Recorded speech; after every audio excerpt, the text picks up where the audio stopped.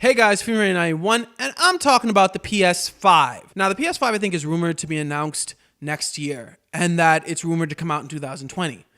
But at the Tokyo B convention, I think that's what it's called, it actually is like BEE. So Sony was showing off the 440-inch TV. Yes, you heard me right, 440-inch TV. I was watching Review Text USA video, and he was talking about how, yes, that's the size of the TV. In any case, it was apparently an 8K television, and they were showing some really good Gran Turismo footage. It was amazing. I'll leave a link in the description below, right?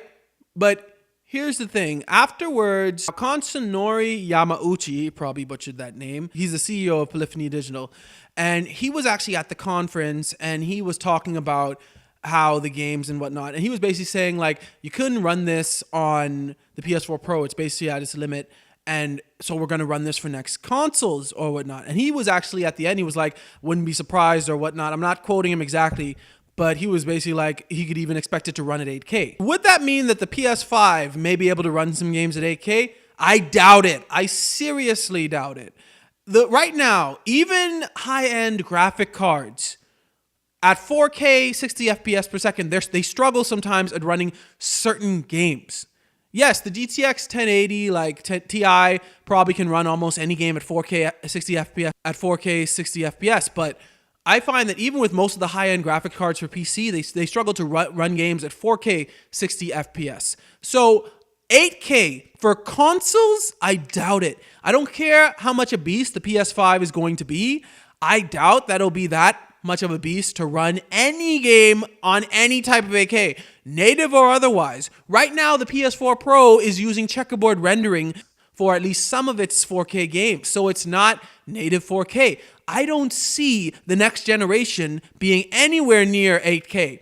If you guys notice with the generations in general, there have been like, whenever a new TV or a new type of TV comes out, they usually just flirt with it. Now, what do I mean by that? Well, the PS2 obviously was full standard definition. I don't think the PS2 had an HDMI or anything. But then the PS3 comes out, and it's got to flirt with it. It's like, okay, we're going to have the standard AV cords to hook up to regular TVs, but we're also going to have the HDMI so you can hook it up to HD televisions as well. Because at that point in time, standard definition TVs were still the standard.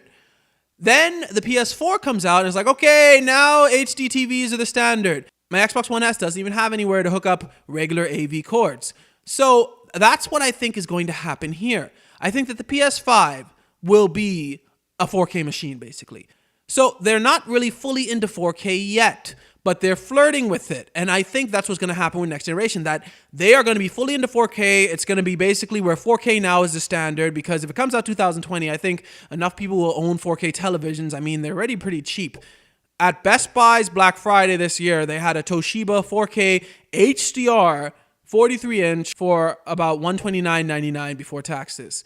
So I really think that 4K is going to become the standard pretty soon, actually. So I think by 2020, when and if the PS5 launches, it will be a full 4K machine. And for that whole generation, it will be like just going as much as it can with 4K.